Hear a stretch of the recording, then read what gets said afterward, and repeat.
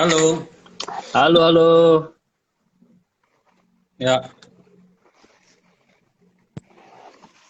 Oke. iya, Halo, halo. Halo, sore, sore Pak Gunardi, Pak Johan. sore, Kabar sore hari ini. puji Tuhan, Baik-baik. baik.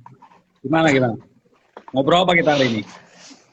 Hari ini topiknya FOMO, takut ketinggalan saham. Oke. Fear of missing out, ketinggalan ya. Iya, fear of missing out, takut ketinggalan ya. Ya Hmm. paling yang paling ini kemarin lah yang kalau kita ngobrol study case yang paling deket tuh Bukalapak. Buka. Ya waktu gencar-gencarnya mau IPO orang-orang pada ayo beli takut ketinggalan, takut naik nanti ke sahamnya udah naik kita ketinggalan. Sekarang semua pada teriak-teriak, lo kok turun, lo kok turun, lo kok turun. Nah, dan turunnya udah Hari ini lumayan gimana, jauh bro? lagi. Hari ini Hari ini gimana? turun lebih parah, cuman angkanya berapa ya? Belum ngecek. Mari Tiga kita ribuan. buka sekalian ngecek. Hari ini mantul nggak? Mantul nggak? Mari kita Udah lihat gede. Promotion trade. Good evening. Ferdinando. chart. Buka. Mantul dikit. Mantul dikit. Mantul dikit ya. Soalnya IHSG juga naik ya, 0,5 kayaknya. Ya, Iya. hari ini ada Naik. 2 hari kemarin turun. Ya. Lumayan naik 8 poin, naik 2%. Buka. Oh, oke. Ya, ya, ya. Berapa, Naik Bro, sekarang? 2%. Sekarang harganya di 346. Oke. 346 ya. Gila ya, Iya. 800 sekian ya. Udah 50% lebih turunnya. Lebih dari 50%. Ya, Oke, so So, topik kita FOMO ya. Kemarin yes. ini bro juga boleh kita ulang dikit karena mungkin tentang cut loss juga. Sakitnya cut Soalnya loss ya. iya Nggak tadi kerekam. kemarin nggak kerekam. Tadi malam nggak kerekam. Semoga hari ini nggak ada masalah. Yes. Silakan, gimana? Oke. silakan. Ya FOMO ya. Fear of missing out. Jadi mungkin orang-orang yang mengalami ini adalah orang-orang yang sudah biasanya karena sudah pernah merasakan untung di saham, gitu ya. Hmm. Sudah pernah mengalami, mungkin bahkan mengalami masa-masa di mana pasar bagus, gitu ya. Jadi ketika beli saham, kebanyakan saham yang dibeli itu untung, gitu. Hmm. Nah, lalu dari sana kita bisa beranggapan bahwa gampang nih tinggal beli terus untung gitu kan, atau pernah beli saham ini untung gitu. Nah, karena sudah pernah mengalami itu, bisa dikiranya semua saham akan terjadi hal yang sama gitu kan, sehingga kalau ada berita-berita yang tertentu yang mengatakan oh ini naik, oh iya ikutan takut kalau nanti nggak kebagian gitu ya. Nah, atau bisa saja disebabkan karena seringkali, nah ini satu hal penting nih teman-teman. Ketika kan ada grup Facebook lah, grup Telegram lah, ya kan, ada grup WhatsApp lah dan sebagainya kan. Nah, orang yang untung seringkali posting ini keuntungannya, gitu kan. Nah, ada juga influencer juga yang bilang, wah kita untung segini gitu. Nah, yang suka kita lupa adalah bahwa mereka posting keuntungannya, tapi kalau pas mereka rugi, mereka Diam-diam. nggak posting kan. Mereka diam-diam kan gitu. Nah, jadi kita lupa. Jadi orang orang bisa lupa bahwa saham itu kan ada dua kemungkinan, Anda bisa untung, bisa juga rugi gitu kan. Makanya Anda perlu ada risk management dulu gitu. Perlu melihat kriteria satu saham, kita seleksi dulu kan gitu. Ya, bukan cuma lihat kalau kita hanya lihat dari apa yang orang posting, ya untung semua gitu loh. ya kan? Ini dan yang mau posting bukan mau menipu sebenarnya gitu ya, tapi yang posting kan itu biasa manusiawi kan, itu satu hal yang sangat manusiawi karena kalau orang untung kan dia cerita gitu, rugi dia paling cerita ke orang-orang dekat gitu, gitu kan, tapi nggak sama kayak kita kan kalau orang jalan-jalan ke IG, jalan-jalan bahagia kita posting di IG, Bahagia, gitu iya. kan, ya kan.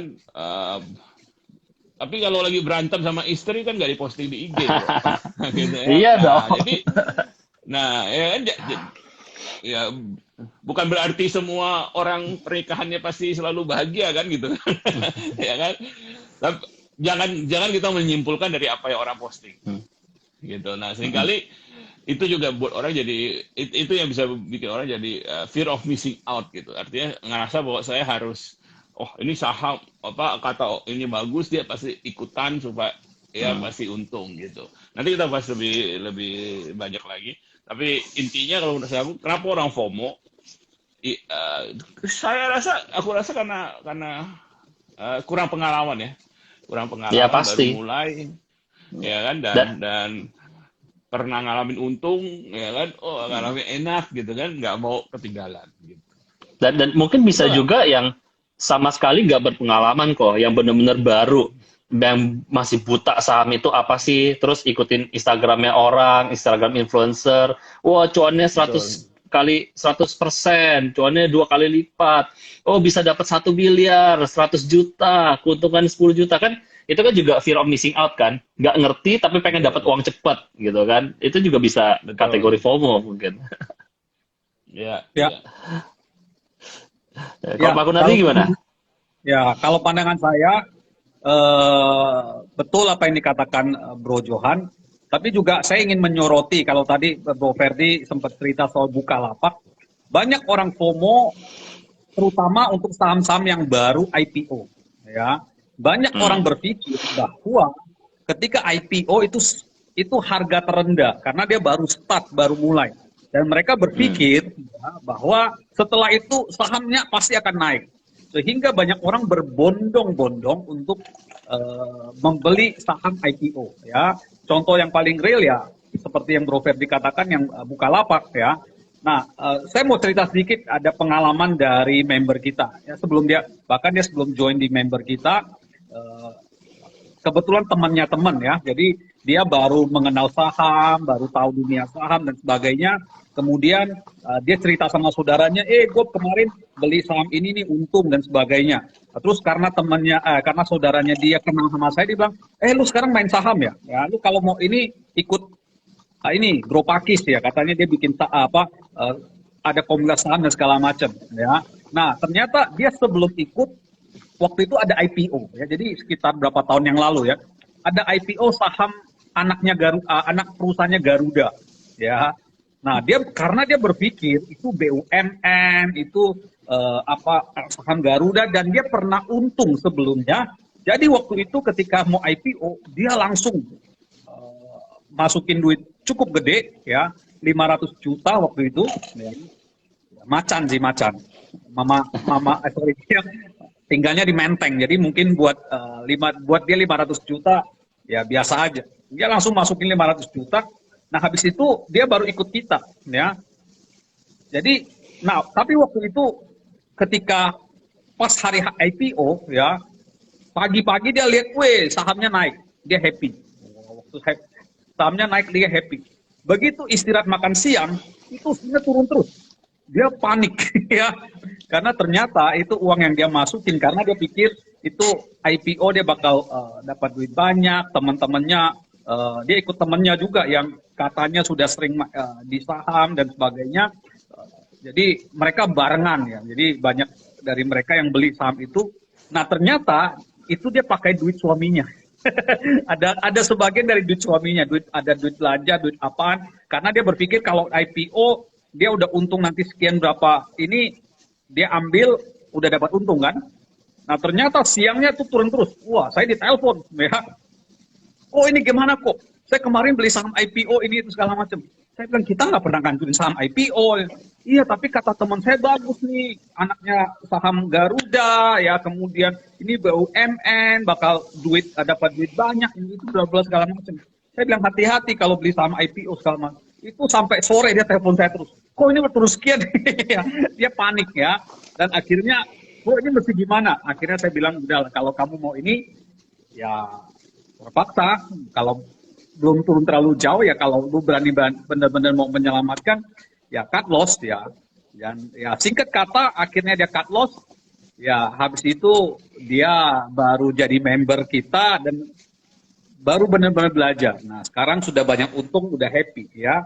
Jadi ini pengalaman bahwa hati-hati untuk teman-teman yang belum pernah atau baru bergabung dan sebagainya. Buat kita di HBC belajar itu jauh lebih penting daripada hanya langsung mencari untung ya. Banyak orang di luar sana tergiur di dunia saham karena mereka berpikir bahwa saham itu cara cepat untuk kaya, ya cara gampang untuk kaya. Kalau beli saham itu pasti untung dan sebagainya. Mereka tidak melihat sisi yang lain ya. Sisi yang lain yaitu ya, bisa cut loss, bisa kehilangan uang, bisa nyangkut, bisa ini segala macam yang seringkali ini tidak banyak diceritakan di luar sana. Termasuk grup-grup yang banyak beredar di Telegram, ya WhatsApp dan sebagainya. Ya itu sih mungkin cerita sedikit pengalaman.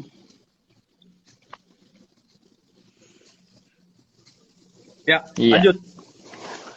Iya. Jadi itu ya akibat dari FOMO kan awalnya selalu dengan apa kata orang, apa kata teman gitu ya.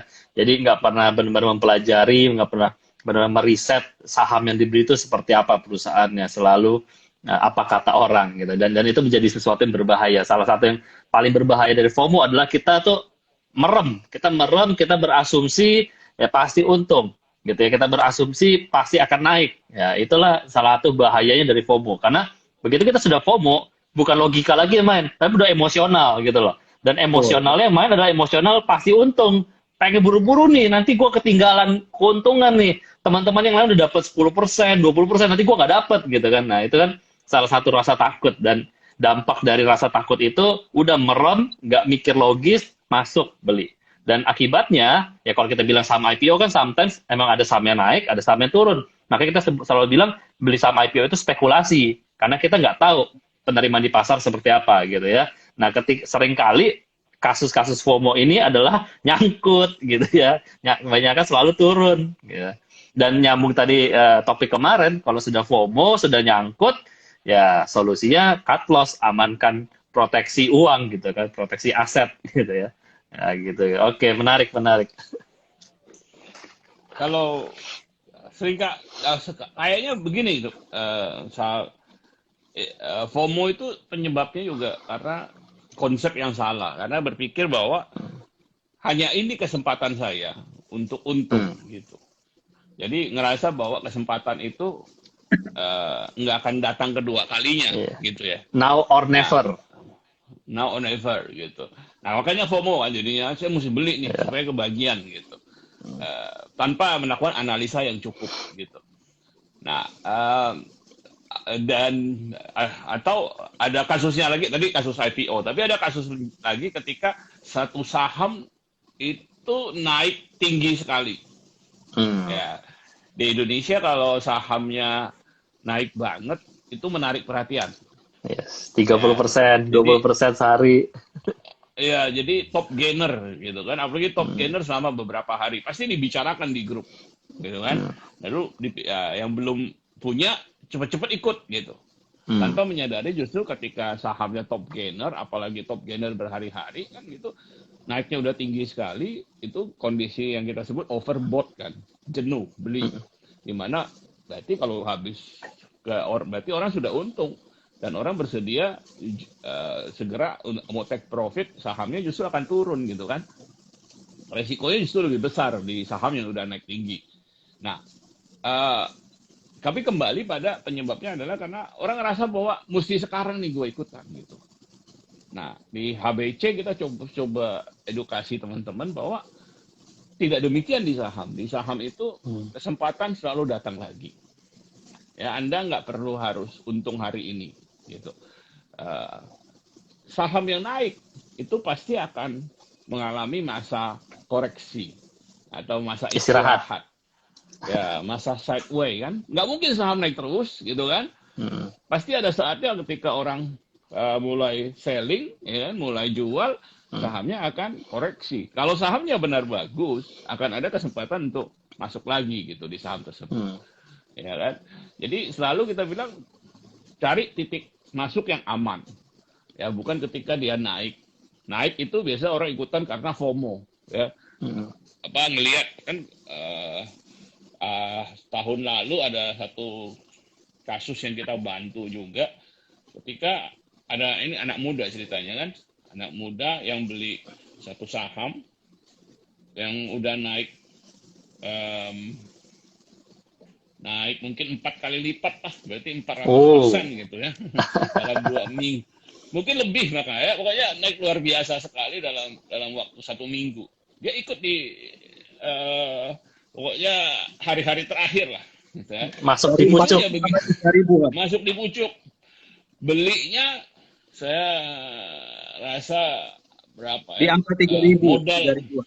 ya harga 3.000, di mana dia punya apa uang sudah 300-an juta, tapi dia beli bukan cuma dengan harga bukan ya, uangnya 80-an juta ya. 80-an juta, tapi dia beli harga saham senilai 2 kali lipatnya, pakai margin kan, pakai ini trading, ya kan, pakai margin. Nah, ternyata itu di puncak. Besok setelah dia beli, keesokan harinya setelah dia beli kena suspend. Kena suspend. No, belum ARB, Bro. Kena suspend. Ya. Jadi nggak boleh diperdagangkan kan, diberhentikan perdagangannya selama 2 minggu. Lalu setelah dibuka sahamnya ARB selama kurang lebih 2 minggu juga. Jadi selama sebulan dia nggak bisa jual itu saham. Dalam sebulan itu yang uang yang tadi berapa itu ya? Tinggal setengah, Bro. Uangnya dan berarti semua modalnya sudah hilang di situ. Bayangkan, karena FOMO, kan? Ya. Uang modalnya dia 80-an juta itu hilang dari karena yang dia beli 160-an juta itu udah turun setengah ketika dia jual. Pakai margin lagi. Pakai margin kan, jadi yang tinggal dia jual itu juga tinggal bayar utangnya doang itu udah. Kena denda. Utangnya doang, kena denda lagi karena selama sebulan dia nggak bayar, dia nggak top up, kena denda. Bayangin, jadi itu berarti modalnya hilang ditambah dengan bayar denda. Jadi itu karena FOMO. Saham udah naik tinggi dia ikutan. Ya kenapa demikian? Karena ngerasa bahwa ini kesempatan saya nih, gitu. Tanpa menyadari bahwa lah kalau sahamnya udah naik tinggi selama seminggu, semua orang juga tahu, gitu. Iya kan? Semua orang juga tahu, ya kan? Semua orang juga tahu, udah bukan kalau semudah itu untuk cari untung, mah kita udah kaya raya semua, gitu ya. Iya. Sahamnya udah naik tinggi itu bukan kesempatan kita untuk untung, gitu loh. Justru itu titik masuk yang paling berbahaya, yang justru kita harus paling hati-hati. Bisa nggak kita untung di saham-saham seperti itu? Bisa, ya kan? Kita kalau di HBC kita ada setup, ada pola namanya momentum, gitu ya. Tapi itu kan pakai aturan, Bro, momentum, bukan main masuk kan, gitu kan. Kita tunggu ketika dia pausing pendek juga, kita tunggu dia ada demand yang masuk, gitu. Ada aturannya juga, bukan berarti wah ini momentum kita sikat, gitu. Nah, FOMO biasanya karena orang ngerasa bahwa ini kesempatan sekarang ini saya harus masuk, termasuk IPO lah, termasuk sahamnya udah naik tinggi lah. Padahal dia harusnya sadar bahwa di saham itu selalu ada kesempatan lain lagi, gitu kan. Saham akan mengalami koreksi, saham akan mengalami istirahat, nanti bisa masuk setelahnya, termasuk juga IPO. Nggak harus masuk di IPO, kita bisa tunggu ketika lihat bagaimana dia performance-nya, lihat kan, pasti kalau dia naik dia akan mengalami koreksi. Nah kalau koreksi kita lihat sahamnya masih bagus gitu kan, demand-nya masih kuat, teknikalnya juga bagus, udah breakout baru kita masuk lagi gitu. Jadi entry point itu banyak gitu. Dan juga bukan cuma di saham itu kita harus ikutan, kan bisa di saham-saham yang lain juga gitu. Nah kadang-kadang FOMO itu seringkali karena orang itu ya harus merasa harus sekarang dan ngambil resiko tanpa memperhitungkan hal-hal yang lain gitu. Yes, karena kalau nggak masuk sekarang nggak dapet, now or never. Ya, Kan gitu mindsetnya. Ya, mindsetnya no and never, dan itu yang harus dihilangkan. ya. Nah ini nih dari cerita Pak Kunardi, Pak ya. Nah dari cerita ini kan kayaknya serem banget nih main saham nih. Ya, yang 500 juta turun nyangkut, 80 juta, top up 160, terus duitnya hilang. Kayak main saham tuh kayak serem banget gitu loh. Masuk IPO, pengennya naik malah buntung. Buka yang awalnya udah dari harga 1.000, sekarang tinggal 300-an. Kok kayaknya serem banget gitu. Trading atau investasi di saham. Jadi gimana nih harusnya yang benar? Ya, makanya sebenarnya kan kalau saham kita bicara umum ya. Dari dulu orang bilang bahwa saham itu tipe high risk high gain, artinya tipe investasi yang punya resiko tinggi. Sebenarnya di satu sisi benar bahwa saham itu punya resiko jika Anda tidak tahu aturannya. Nah, di HBC kita punya aturannya. Makanya kalau Anda ikut di HBC, kita ada kelas-kelas. Bahkan yang paling pertama kita ajarkan adalah risk management. Ya, bagaimana kita menghindari resiko itu. Ya, seperti kalau Anda lihat ya orang kerja di proyek yang punya resiko tinggi, mereka diwajibkan untuk pakai helm, pakai pokoknya safety. Ya, di sana Anda bisa lihat pelang-pelang gede-gede safety first ya. Itu tanda penting, bahkan di briefing dulu sebelumnya dan sebagainya. Bahkan saya pernah dengar cerita ada teman yang pernah dia event organizer dan segala macam, dia pernah diundang ke Freeport ya di Papua untuk masuk ke terowongan bawah tanah. Nah, sebelum masuk ke terowongan itu dikasih di briefing dulu karena di bawah itu tekanan udaranya agak tipis dan sebagainya. Itu sampai di briefing ketat ya, kalau terjadi apa-apa harus ini dan segala macam. Nah, sebenarnya hampir sama, hampir mirip dengan saham ya. Saham tidak beresiko atau resikonya sedikit atau kurang jika Anda mengerti, Anda tahu aturan mainnya, apa yang harus dilakukan dan tidak ya. Nah, mungkin sekedar tambahan lagi yang ingin saya highlight juga di sesi ini tentang FOMO, yaitu saham BRIS ya, BRI Syariah ya.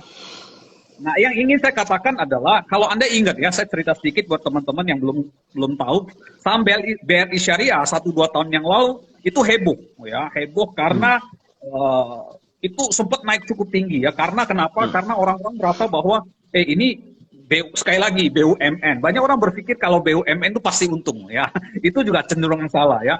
Itu pertama mereka berpikir bahwa ini saham BUMN, dari BUMN. Kemudian BRI kan bank pemerintah terbesar ya, selain daripada BRI sendiri dan Mandiri. Nah, dan ini syariah ya. Nah, ekonomi syariah kan akan menjadi ekonomi yang sangat besar karena mayoritas penduduk Indonesia adalah warga negara Muslim, sehingga orang akan berbondong-bondong untuk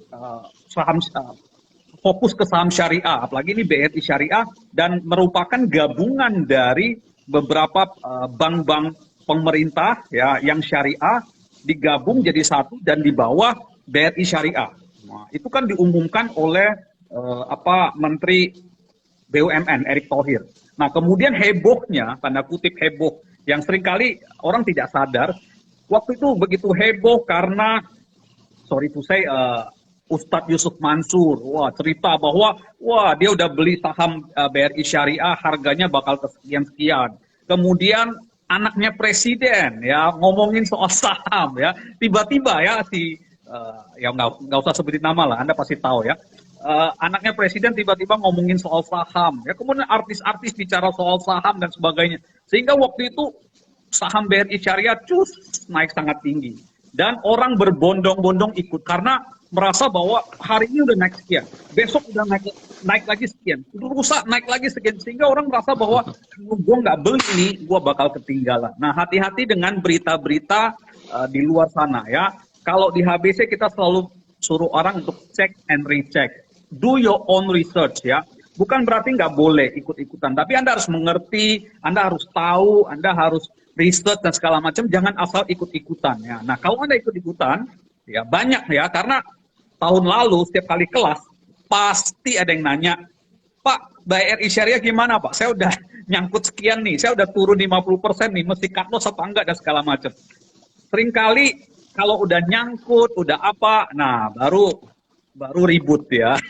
Kalau lagi untung diem-diem ya, tapi kalau udah nyangkut dan sebagainya baru ribut. Jadi buat teman-teman ya, hati-hati dengan kata orang saham-saham gorengan, hati-hati dengan berita-berita di luar sana. Anda harus cek and recheck ya, belum tentu itu benar.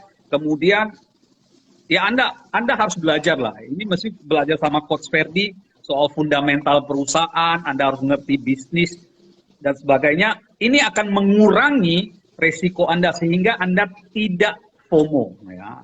Itu tanggapan saya sih. Oke, lanjut. Ya. Seru nih, BRI Syariah. Sempat 3.900, sekarang 1.500. 50% juga. Iya, lebih. Lebih ya. Ya. Yes. Nah, kalau pendapat Ko Johan gimana? Jadi tadi kan topiknya kayaknya menakutkan gitu ya. Orang-orang yang FOMO itu kan mungkin juga takutnya kapok atau gimana. So, gimana nih? Apa yang harus kita lakukan jadinya? Kita mungkin kayak orang tua ya, yang mengingatkan anaknya kalau menikah itu tidak mudah. Ya, ketika anaknya remaja, ya kan, jatuh cinta, kalau istilah sekarang bucin ya, gitu ya, lagi bucin gitu kan, semua terasa indah, ya. Tapi orang tuanya mungkin banyak orang tua akan mengingatkan anaknya bahwa hidup pernikahan itu tidak mudah, pasti harus ada saling mengerti, harus ada kompromi, ya kan, harus ada usaha untuk make it works gitu kan. Nah, sama dengan saham gitu loh. Maksudnya kita nggak bilang sama seperti orang tua tuh ketika mengingatkan anaknya bukan berarti bilang jangan menikah gitu kan. Ya, pasti dia nggak kebanyakan orang tua tidak demikian gitu kan. Bukan bilang sama anaknya, udah lu kalau gitu jangan menikah. Tapi yang dimaksud sama orang tuanya adalah bahwa ada aspek-aspek lain yang kamu perlu mengerti ya, justru supaya pernikahan kamu bisa bahagia gitu kan gitu.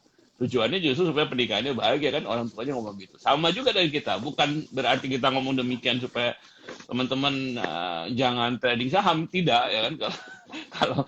Kalau pada nggak trading saham nanti komunitas kita juga sepi ya gitu ya. Nah, bukan demikian. Tapi kita mau mengingatkan, karena tujuan Anda trading saham kan untuk make profit kan pasti, ya kan, untuk untung. Nah, kita ingin supaya Anda bisa untung, ada hal-hal yang perlu Anda perhatikan. Salah satunya jangan FOMO seperti topik kita hari ini, gitu kan. Seperti topik kita kemarin harus cut loss, gitu kan. Harus cut loss. Ini aturan-aturan gitu. Itu nasihat-nasihat ini sama dengan nasihat-nasihat orang tua sama anaknya, ya, yang lagi jatuh cinta, yang lagi bucin, bahwa nggak gampang loh kalau kamu mau menikah, ada hal-hal penting, ya kan, saling mengerti, ya, saling bisa memahami satu sama lain, ya, mesti kompromi, mesti ada kasih waktu dan sebagainya lah ya, ceramah-ceramah orang tua lah ya. Nah, sama ini nggak beda dengan ceramah kita, bukan untuk bilang jangan trading, bukan untuk menakut-nakuti, tapi justru supaya teman-teman tradingnya berhasil gitu. Ya. Tuh ya, jadi buat teman-teman, pesannya hari ini dari kedua orang tua kita adalah jangan FOMO gitu ya. Dan kemarin juga kalau trading juga jangan takut cut loss ya. Itu pesannya kemarin, yang hari jangan FOMO. Buat teman-teman yang punya pertanyaan baik seputar topik hari ini atau seputar saham, silakan ketik di bagian yang ada tanda tanya itu, icon tanda tanya, diklik di situ supaya kita lebih gampang bacanya. Ini sepertinya udah ada yang komen nih kok di bagian tanya nih. Ya, jadi teman-teman silakan. Teman-teman juga boleh komen. Teman-teman pernah FOMO nggak sih? Ada saham-saham yang teman-teman, aduh ini kayaknya seru nih, takut nih. Atau teman-teman merasa pernah ketinggalan. ya. Oh, dulu dibilang saham ini bakal naik, saya takut, saya nggak beli, akhirnya beneran naik dia, terus saya ketinggalan. Kalau ada pengalaman kayak gitu, boleh cerita-cerita di bagian komen atau bagian tanda tanya. Silakan. Ini ada Bu Niana nih, ya. Pak, saya biasanya transaksi saham pakai broker, nyangkut di atas 1M. Mateng. Lalu coba trading sendiri, nyangkut banyak juga. Sekarang saya udah gabung dengan HBC. Apa bisa dibantu one by one? Saya masih gamang. Nah, mungkin untuk member HBC, Bu Niana, untuk member HBC kita ada jadwal konsultasi porto ya dengan Pak Johan ya. Nanti bisa minta dijadwalkan kapan Pak Johan ada waktu dan Anda bisa konsultasi porto Anda. Mungkin ya sekedar minta saran lah ya atau konsultasi kira-kira apa yang bisa dilakukan. Karena kalau nyangkut dan sebagainya itu harus lihat case per case, harus lihat saham demi saham, nggak bisa digeneralisasi ya. Karena setiap saham kan beda-beda karakteristik, fundamentalnya, prospeknya dan segala macam. Jadi memang harus lihat case by case. Ya, semoga menjawab Bu Niana. Bisa kontak ke HBC ya, Bu Lita atau tim kita. Oke. Saya bisa memberi masukan, tapi tidak bisa membuat yang nyangkut jadi tidak nyangkut. Jadi nah bagi teman-teman semua juga makanya penting untuk jangan sampai nyangkut gitu. Itu nomor satu. Ya, kita kemarin adalah cut loss ya kan. Ini apa? Nah kalau kita nggak bisa cut loss, nggak mau cut loss, nanti ujung-ujungnya jadi nyangkut gitu. Itu bagian penting. Karena udah nyangkut. Nggak, ya. Seperti saya bilang, saya bisa kasih nasihat, ya, pertimbangkan beberapa opsi terbaik. Tapi saya juga nggak bisa bikin yang nggak nyangkut jadi nggak nyangkut, gitu ya. Gitu. Ya. Ada lagi pertanyaan? Dari Nasmiarta, saya newbie dan hanya ngikuti tabelnya HBC. Oh, ini mungkin komen nih, bukan pertanyaan nih kayaknya. Kasih komen aja. Iya. Komen kita adalah teman-teman kita mungkin HBC saya nggak tahu mungkin kita boleh dibilang agak-agak spesialis newbie ya kita ya. Kenapa kita senang juga kita membantu teman-teman yang newbie karena saya sama Pak Kunardi memang awal pengalaman kita kenapa kita juga mendirikan komunitas HBC karena kita merasa terbantu oleh mentor kita Mr. Edward Lee dari awal kita invest saham kita kenal dari awal kita kenal saham kita dibantu oleh mentor kita dan kita merasa perjalanan kita jadi jauh lebih smooth gitu ya lebih kita nggak pernah ngalami rugi sampai luar biasa kita nggak pernah ngalami sampai hilang uang banyak gitu kita nggak pernah ngalami seperti itu pasti ada cut loss-nya ya kan tapi dalam batas wajar dan kalau dihitung-hitung keuntungannya jauh lebih besar gitu kan. Kenapa? Karena dari awal kita punya mentor gitu. Nah, maka untuk teman-teman yang newbie kita coba HBC ini kita buat sistemnya untuk bisa mengakomodasi teman-teman. Tentu belajar itu selalu ada learning process lah ya, learning curve lah. Gitu. Orang nggak jadi pinter dalam satu malam, dalam sebulan gitu kan. Tapi kita siapkan semua sebenarnya untuk mensupport teman-teman semua gitu, baik yang udah punya pengalaman maupun yang newbie. Tapi yang untuk newbie kita ada teman-teman kayak ada Zoom yang khusus buat newbie, kita ada tim support yang bikin webinar khusus untuk menjelaskan pada newbie, bahkan ada konsultasi one on one buat para newbie yang bahkan bingung gimana caranya untuk jual beli saham gitu ya. Kita punya tim, boleh dibilang tim kita banyak kan tim support gitu ya. Karena untuk memenuhi kebutuhan itu. Okay. Mantep supportnya luar biasa ya. Ini ada Pak Anan. Oke, ini ada ya. Silakan. Sering pengen FOMO. Silakan, Bro. Oke. Sering pengen FOMO tapi rasa takut lebih kuat. Akhirnya tidak percaya diri untuk trading. Oh, ini lebih aman jadinya ya, tapi nggak mulai. Ya. Juga nggak boleh terlalu takut Bapak Ibu ya, teman-teman. Ya, memang secara umum bahwa masalah utama atau musuh utama kata Warren Buffett ya. Musuh utama orang terjun di pasar modal itu ada dua. yaitu fear sama greed ya, takut sama greedy Serakah. ya, serakah. Nah, sebenarnya FOMO itu adalah orang yang pengen serakah ya, takut ketinggalan, pengen untung besar, untung banyak dan sebagainya sehingga mereka serakah ya. Jatuhnya di situ sehingga mereka FOMO. Tapi kebalikannya, kalau terlalu takut karena takut FOMO, takut rugi, takut ini segala macam, akhirnya tidak melangkah ya. Memang itu dua psikologi yang memang harus kita hadapi. Nah, cara terbaik adalah Anda harus belajar ya. Kembali lagi ya, karena semakin Anda belajar, semakin Anda tahu ya, Anda akan itu akan meningkatkan kepercayaan diri Anda. Itu yang pertama. Ya, kalau saran dari kita ya. Makanya di HBC kenapa HBC itu komunitas yang memfokuskan diri untuk edukasi ya. Sebenarnya kita lebih ke arah edukasi, kita memberikan informasi. Kita nggak kepengen teman-teman sampai mengalami kerugian dan sebagainya. Karena saya dan Pak Johan, kita ingat ya pesan pertama dari mentor kita, Mr. Edward Lee, ya, ketika kita pengen start HBC komunitas ini, dia bilang, you have to help people to make money, ya. Ya, karena kenapa? Dia bilang, karena kalau orang rugi, orang kehilangan uang, mereka nggak bakal lagi terjun di pasar modal dan sebagainya. Sehingga orang harus untung. Nah, cara terbaik adalah you have to educate people. Anda harus mengedukasi orang-orang dan sebagainya ya. Makanya kalau kita lihat ya di Mr. Edward di Filipina, mereka di sana setiap hari di kantornya dia sampai punya kantor ada beberapa ruangan kelas yang setiap hari kasih pengajaran gratis. Wah, itu luar biasa loh, gratis loh. Orang bisa datang daftar belajar ya tentang saham dan sebagainya setiap hari dikasih gratis. Nah, sehingga ini juga menjadi pesan buat kita dan kita coba teruskan ke teman-teman kita yang ada Indonesia supaya belajar ya, belajar. Semakin Anda belajar, Anda akan semakin tahu, oh ini yang harus dilakukan, ini yang tidak boleh dan sebagainya. Rambu-rambunya jelas. Itu yang pertama.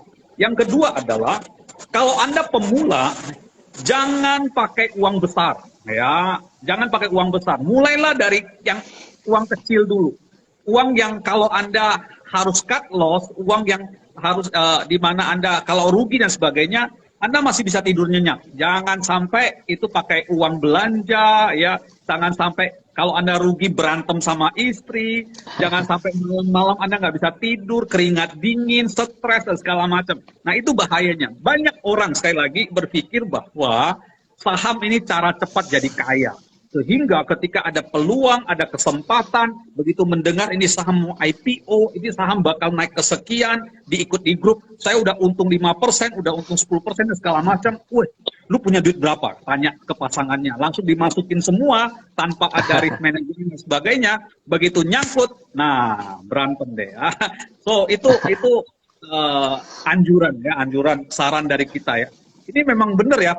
Han, kita ini kayaknya orang tua yang yang suka kasih tahu jangan begini, jangan begitu. Tapi memang kita mendengar banyak dan kita kasihan sama teman-teman yang nggak punya mentor, nggak ada komunitas, nggak mulai sendiri tanpa ada bimbingan dan sebagainya.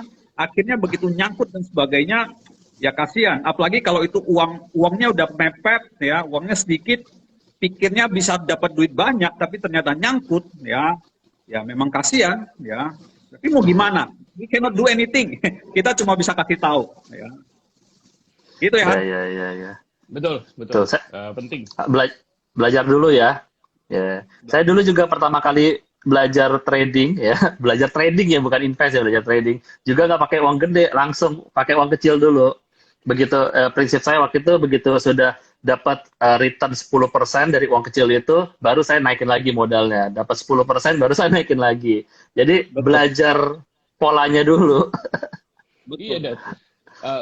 Menyangkut berhubungan dengan ini juga, saya rasa bagus kalau teman-teman yang baru mulai melihat bahwa yang penting itu bukan profitnya.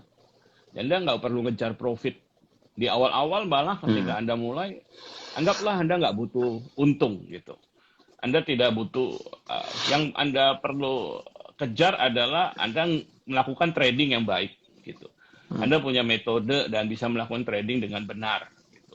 Jadi mengikuti disiplin dengan baik gitu ya, cut loss, tidak FOMO, masuk di entry yang bagus gitu kan, punya apa namanya memilih kriteria saham-saham yang benar gitu. Ya, dan itu jauh lebih penting menurut saya. Jadi belajar itu lebih penting daripada dapat uang. Karena kalau Anda punya ilmunya, itu kesempatan trading mah seumur hidup. Gitu. Seumur hidup. Ya kan seumur hidup Anda nggak perlu khawatir. Ya kan? Dan di market manapun. Di seluruh dunia gitu kan. Kita ngomong begini waktu kita belajar kan kita nggak ngerti juga, sama juga bro. Maksudnya kalau kita waktu kita newbie juga kita nggak ngerti sampai seperti sekarang kan gitu. Tapi saya rasa yang menyelamatkan kita juga sekali lagi karena memang kita dari awal kita punya mentor adalah kita nggak kejar, bro, Kis, kita trading saya nggak ngomong sama Pak Kunardi, kita trading nih mesti untung nih ya, kita mesti kaya cepet dari trading saham ini nih. Kalau nggak kaya cepet, kita berhenti aja gitu. Kita nggak ada mental seperti itu gitu. Nah ini mungkin nyambung topik kita besok ya. tapi penting nih. Tapi karena udah telah kita ngomongin. Jadi mental bahwa saya lebih penting untuk kita belajar itu akan menyelamatkan kita. Awal-awal kita belajar saham, saya sama Pak Kunardi kita tiap tahun bisa 2 kali, kadang-kadang bisa pergi ke Filipina untuk ketemu mentor kita, Mr. Edward Lee kan. Kita keluar uang kan untuk itu, pesawat, ya kan, terus nginep di sana gitu, hotel, ya kan, dan seminggu biasanya setidaknya kita di situ. Kita keluar uang, kita nggak ngitung-ngitungan bahwa wah ini gua keluar uang lebih banyak nih daripada gua untungnya gitu. Kalau kita hitung-hitungan kayak begitu, ya kita akan FOMO kan, akan ngejar keuntungan cepat gitu. Tapi tidak, yang kita kejar adalah kita pengen dapat ilmunya, kita pengen tahu caranya gitu. Nah hari ini kita bisa trading di Amerika, kita bisa trading di Indonesia dan sebagainya. Itu semua kan karena kita dulu pelajari dulu ilmunya gitu loh. Itu bagi teman-teman yang baru mulai, ingat nomor 1 bukan uangnya gitu, bukan profitnya, tapi adalah cari dulu bagaimana cara trading dengan benar, gitu sih. Ya ini balik lagi ini kayak orang tua kasih wejangan ke anak yang baru mau masuk kerja nih, baru mau lulus kuliah, baru masuk kerja, fair ya, belajar kerja, cari pengalaman dulu, nggak usah mikirin duitnya dulu, cari ilmunya dulu, kerja di perusahaan besar, cari ilmunya, nanti udah dapat ilmunya baru duitnya datang. Iya. Nah, tadi Pak Johan ngomong kayak gitu. Ini mungkin karena sehubungan umur kita bentar lagi mau 50 nih kayaknya. Iya, sorry. Ini tadi Pak Johan ngomong, saya jadi ingat ya. Saya dulu suka nonton film kungfu, ya, kan. Nah orang kalau belajar bela diri kan mikirnya mau langsung bisa berantem, bagaimana pelajari jurus dan segala macam. Tapi setiap kali ya, Anda nonton film kungfu apapun yang zaman dulu ya, nggak tahu yang sekarang.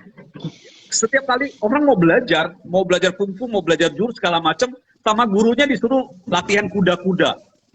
Sampai berhari-hari latihan kuda-kuda atau suruh angkat air ya. Angkat air segala macam. Sampai muridnya frustasi. Gua kapan diajarin jurus ya? Gua kapan diajarin cara mukul, cara tendang dan segala macam. Nah, mirip-mirip menurut saya, mirip-mirip ya. Ketika orang terjun ke pasar modal, mereka selalu berpikir pengen cari untung, bagaimana untung secepat-cepatnya, bagaimana sehingga ini yang juga kadang-kadang jadi FOMO ya, sesuai dengan tema kita. Pengen secepatnya untung, cari informasi di mana-mana. Pokoknya ini kalau nggak beres, itu kalau nggak cocok langsung pindah dan segala macam. Padahal ya yang jauh lebih penting Anda belajar dulu, kenali dulu pasarnya dan segala macam. Dan sebenarnya itu yang kita di HBC lakukan ya. Untuk teman-teman yang memang pengen terjun ke pasar modal, saran kita adalah Anda belajar dulu ya. Di HBC kita selalu ada kelas ya. Setiap minggu kita ada kelas. Saya, Pak Johan, Bro Ferdi, kita selalu menyediakan diri untuk ngajar. Ini sebentar lagi Pak Johan akan ngajar ya di kelas trading. Dan kita ada kelas untuk trading. Jam 6.45. Oh, 6.45 ya. Sudah kasihkan aku pamit dulu kalau gitu sekalian ya. Oke. Boleh. Sip. Ya, silakan. Sampai besok Ya. teman-teman. Ya. Sampai besok. Nah, kita selalu ada kelas buat kelas buat untuk trading ya, untuk teman-teman belajar selama 1 minggu. Ya memang tidak bisa diajarkan semua, tapi istilahnya Anda belajar dulu, Anda mengenal dulu ya, PDKT dulu. Pasar modal itu seperti apa, trading itu seperti apa, cara baca chart itu bagaimana dan sebagainya. Atau Anda bisa ikut kelas investing ya, belajar sama Bro Ferdi, gimana sih lihat perusahaan yang bagus itu seperti apa ya, menilai sebuah perusahaan yang sehat itu seperti apa. Nah itu penting, basic ya.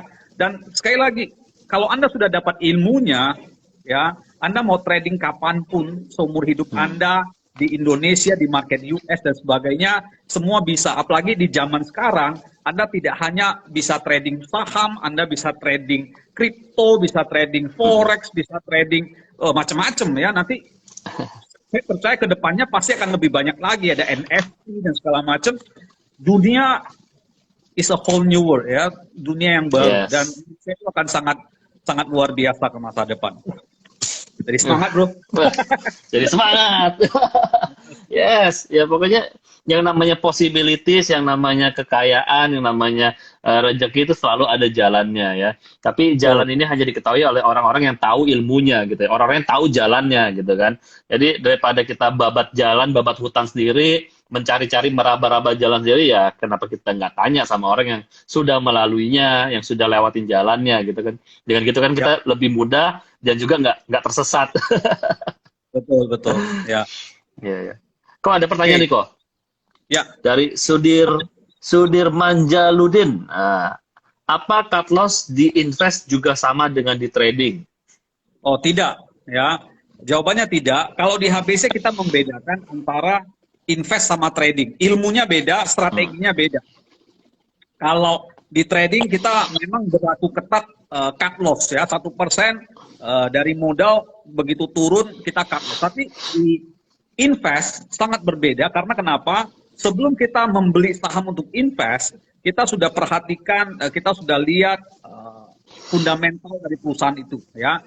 Fundamental perusahaan itu seperti apa? Kita melihat bisnisnya ya, bisnisnya bagus apa enggak, untung apa enggak. Kita lihat manajemennya, siapakah orang yang di belakang perusahaan tersebut yang mengendalikan. Kita lihat market caps-nya, kita lihat persaingan bisnisnya, kita lihat future ke depan bisnisnya masih bagus apa enggak, bertumbuh apa enggak dan sebagainya. Nah, itu fundamental perusahaan yang kita lihat. Kalau kita udah lihat ini memang perusahaan bagus, manajemennya bagus, produknya disukai masyarakat, prospek ke depan bisa bagus dan sebagainya. Nah, kita beli. Nah, sehingga ketika sahamnya turun ya, justru itu kesempatan kita untuk beli lagi di harga bawah. Jadi perlakuannya berbeda antara invest dan trading ya. Untuk teman-teman yang pengen belajar lebih lanjut, nanti bisa diajarin sama Coach Ferdi ya. Ini jagoan fundamental. Minggu depan kita buka kelas fundamental ya. Oke. Kelas 5 hari untuk invest. Ikut teman-teman, ikut daftar nanti DM orang-orang komunitas HBC. Nah, kita ini kok biaya belajar sangat-sangat murah ya bro. Lu dulu belajar sangat murah.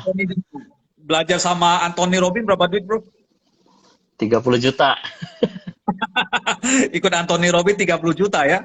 Nah, belum lagi belajar sama yang lain-lain. Itu kita murah kok ya, sangat-sangat murah, sangat-sangat terjangkau ya. Yes. Oke. So, teman-teman, gimana? Ada pertanyaan lagi? Silakan ketik di bagian question mark yang tanda tanya itu. Ya, kalau teman-teman ada komentar, ya boleh juga di add comment ya. Kita masih ngobrolin sore hari tentang FOMO, takut ketinggalan. Ya, jangan fear of missing out di saham ya itu. Jadi kita banyak entry point tadi Pak Johan juga udah share bahwa di dalam namanya kesempatan di dalam dunia saham itu ada banyak kesempatan ya. Kalau misalnya nggak masuk sekarang, bisa masuk nanti. Jadi, it's not always now or never. It's when the chance come, ya kita siap gitu. Dan untuk supaya kita siap, kita perlu belajar dulu. Ya, karena kadang kalau kita nggak belajar, kita nggak tahu bahwa kesempatan mengetuk depan pintu kita. Ya, begitu kesempatan mengetuk, kita nggak siap, ya lewat. Jadi untuk supaya bisa siap, perlu belajar. Ya, gitu ya pesannya ya.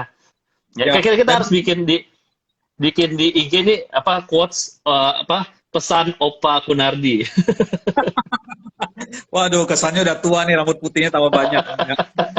Sorry bro, tadi juga keinget bahwa gini, tadi kan sempat bilang bahwa di pasar modal kesempatan sangat banyak, ya, Mm-mm. sehingga nggak perlu FOMO karena kalau kita kelewatan satu kesempatan masih ada kesempatan yang lain, ya, masih ada kereta berikutnya.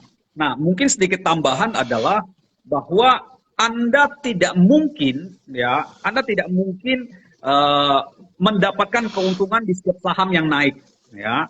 Hmm. Kan saat ini Bursa Efek Indonesia kita punya 700-an saham, ya. Setiap hari pasti ada saham yang naik. Anda tidak mungkin mendapatkan pokoknya si ini naik, si itu naik. Nah, seringkali kan kepengennya si A naik, udah naik sekian ya. Besok lihat lagi top gainer yang mana. Jadi dan Anda tidak mungkin mendapatkan semua, ya, nggak mungkin. Nah, itu juga bagian dari greedy tuh yang tadi yang saya bilang, ya. Ya, memang ya saran terbaik tetap ya, Anda belajar dan sebagainya. Kalau Anda sudah punya ilmunya, sudah baca beritanya dan Anda sudah melakukan riset dan sebagainya, sebenarnya kadang-kadang cukup satu atau dua saham, cukup satu dan dua saham itu bisa membuat Anda kaya, bisa membuat Anda untung besar, ya. Contoh tahun 2020 ya, 60% ya, 60% dari keuntungan porto kita itu dapat dari saham Antam. Cuma dari satu saham, Antam. Tapi waktu itu ya istri saya yang lebih aktif trading, ya. Waktu itu karena istri saya sudah melakukan research, ya, bahwa waktu itu lagi heboh. Kalau Anda ingat, saya kilas balik sedikit. Kalau dari tadi kan cerita FOMO, ya, kayaknya khawatir-khawatir, ya. Ini saya mau cerita yang positif, ya. Jadi biar Anda mendapatkan pesan yang positif juga. Tahun 2020 waktu itu lagi heboh bahwa mobil listrik, ya, mobil listrik, nikel dan sebagainya. Indonesia punya tambang nikel atau cadangan nikel terbesar di dunia, menguasai hampir 20% dari cadangan nikel, biji nikel di dunia. Kemudian sedang pengembangan mobil listrik. Nikel itu, biji nikel itu bahan utama untuk mobil listrik, ya. Kemudian di Morowali itu kembangnya sangat besar, banyak emas dan sebagainya. Kemudian Pak Jokowi membangun smelter dan sebagainya. Nah, itu sudah istri saya sudah riset cukup lama dan sebagainya. Sehingga ketika mulai muncul ya berita-berita dan kemudian melihat secara teknikalnya mulai masuk, istri saya wah berani ya masukin duit cukup besar ya karena sekarang kita kelola dana ya angkanya miliaran, ya. Bukan bermaksud menyombong, tapi saya ingin kasih tahu supaya bahwa ketika kita lihat ada satu peluang yang cukup besar dan kita sangat yakin, ya, kita bisa masuk besar. Dan waktu itu keuntungan kita 60% dari keuntungan kita di tahun 2020 itu dari satu saham, Antam. Ya. Luar biasa. Jadi Anda nggak perlu punya 100 saham atau 20 saham, 30 saham yang untung besar. Cukup 1-2 saham tapi Anda untung gede. That's it, enough. Ya. Itu bro. Yes. Mantap. Ya, jadi nggak usah takut ketinggalan. Juga nggak harus setiap saham kita punya keuntungan. Karena cuma butuh 1 atau 2 saham yang dimana keuntungannya itu bisa berkali-kali lipat. Wah, luar biasa. Ini ada pertanyaan nih kok. Mungkin ini pertanyaan terakhir nih ya. Udah tinggal 6 menit lagi. Dari Joshua Saing. Kalau ingin trading, tapi nggak bisa memantau setiap saat, kira-kira time frame yang mana yang disarankan? Nah, makanya kita ada kelas trading santai. Ya, trading santai itu Anda nggak perlu memantau setiap saat. Ya, bahkan kita bilang Anda cukup sediakan waktu 30 menit. 30 menit sehari atau maksimal 1 jam sehari. Setiap hari Anda sudah bisa melakukan jenis trading santai ini, atau di dunia trading itu namanya position trading, ya. Nah, bahkan sebenarnya tipe position trading ini sangat dianjurkan untuk pemula, ya. Karena kenapa? Karena pertama resikonya kecil, ya. Resikonya kecil. Yang kedua keuntungannya bisa sangat besar. Kenapa keuntungannya bisa sangat besar? Karena kita hanya memilih saham-saham yang punya fundamental cukup bagus. Baru kita berani masuk. Dan yang ketiga, Anda boleh masuk uang gede. Ya, dan kalau masuk uang gede, berarti keuntungan Anda bisa besar di sana. Jadi untuk teman-teman yang nggak bisa mantau setiap hari, justru sangat dianjurkan untuk ikut trading santai. Ya, kita selalu ada kelasnya. Sekarang kelasnya sedang berlangsung untuk teman-teman yang pengen belajar, pengen tahu, ya, lebih lanjut, bisa kontak ke kita. Kita selalu ada kelasnya. Mungkin 2 minggu lagi ya. Minggu depan kita kelasnya investing bersama Bro Ferdi. Ya, Siap, siap. Ya, jadi tadi Pak Kunardi kan sempat sebut tentang position trading ya, yang ya, mana kita tahu kemarin kita tadi baru di-share salah satu masternya ya, Mark Minervini tahun kemarin dengan metode position trading portofolionya bisa menang 300%. Oh, luar biasa ya. luar Di biasa. tahun sideways kayak iya, tahun kemarin 300% ya. Ya. Nah, pertanyaannya kan yang namanya metode trading kan di luar itu ada banyak ya, kayak misalnya scalping lah, day trade, ya kan, swing trade, dan setahu saya setiap metode ini punya metode yang berbeda-beda dan juga punya apa ya reward profit taking di angka yang berbeda gitu. Nah, Betul. kalau kayak kita bicara scalping kan paling 1%, 2% sudah profit taking, ya. Kalau Betul. kita bicara day trade mungkin 2-3%, 5%. Nah, kalau position trade tuh biasanya minimal berapa persen kok kita profit taking? Kita kalau di position trading kita selalu ngomong let the profit run ya. Selama dia Hmm. uptrend ya, selama dia uptrend dia naik terus, let the profit run. Dan kadang-kadang kita juga ngomong sky is the limit. Jadi kadang-kadang keuntungannya bukan 1%, 2%, keuntungannya bisa 100%, 200%, 300%. Makanya saya bilang Wow. kalau di position trading ya Anda nggak perlu punya 10-20 saham ya.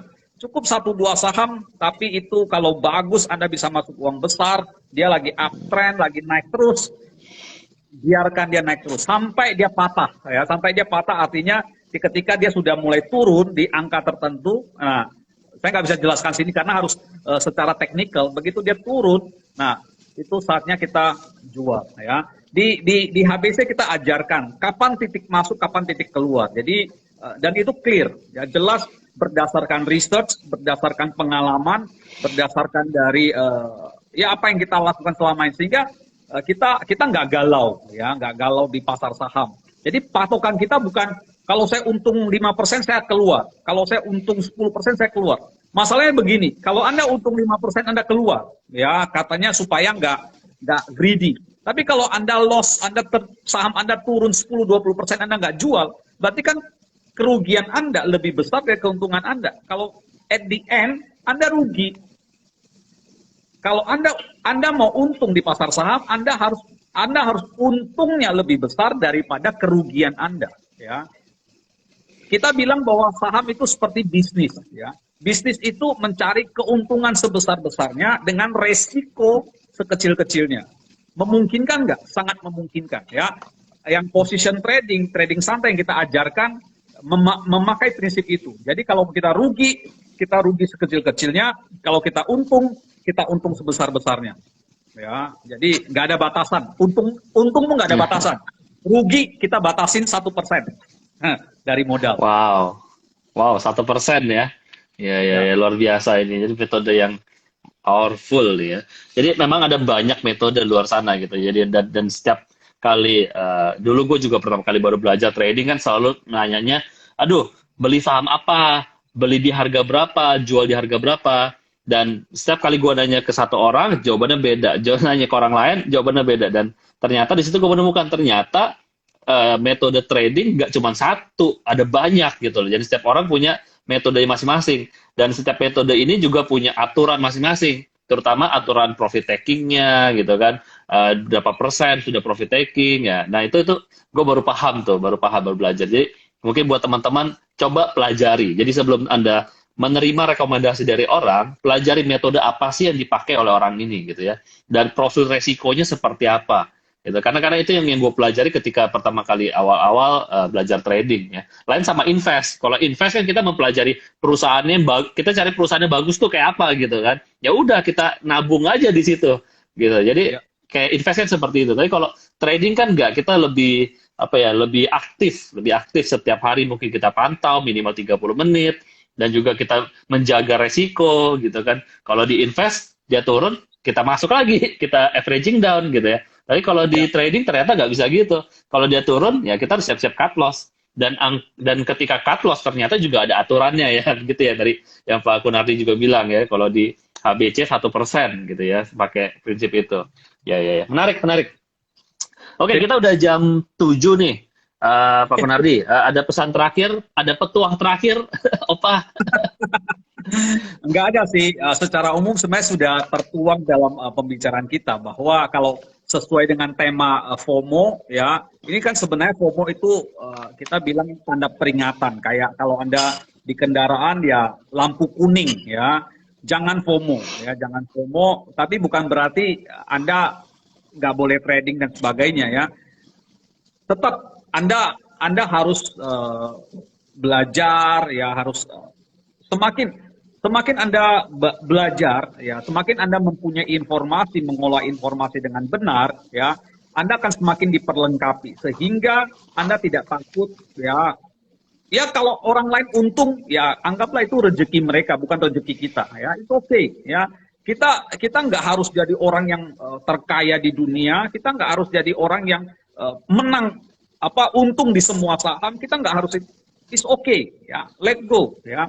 Tapi kalau Anda belajar terus, percayalah ya suatu saat Anda pasti giliran Anda akan bisa untung dari pasar modal. Itu aja deh, Bu.